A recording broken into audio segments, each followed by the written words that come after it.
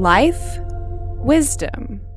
Now, oftentimes, especially with people that work on computers a lot, we see that the shoulders start to take on this rounded position like this, and the person's back will actually start to get humped up a little bit like this. And somebody who's nice and tall, we certainly start to see this. Sometimes they may be even a little bit self-conscious about being so tall, so they kind of hunker down a little bit. That's kind of a mistake.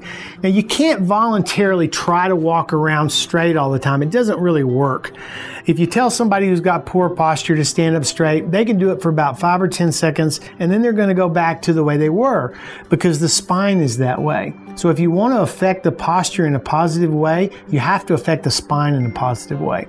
So this is one of the most effective adjustments that I've ever seen to actually start bringing these shoulders back and bringing this person upright. They actually walk around like they're much taller, and we get a lot of comments from their coworkers that they're actually standing up straighter and walking better. Again, this is something that really should be only tried by a doctor. Don't be trying this one at home. Put your hands on my hands. There you go. We're just going to lean you back. Now pull your elbows together. There we go.